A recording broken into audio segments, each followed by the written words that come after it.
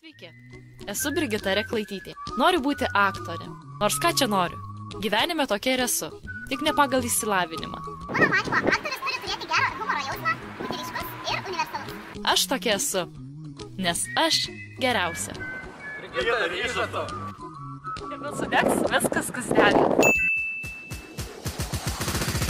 Moteris be antakių, kaip butas be baldų. Aš manau, jog pluripotencijos aktyvavimui reikia pakankamai daug faktų.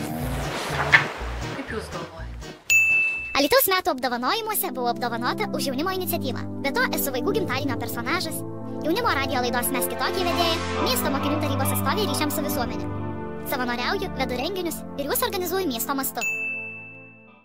Aš visur, nes aš geriausia. Nepatikau? Kaltink jaunimo garantijas.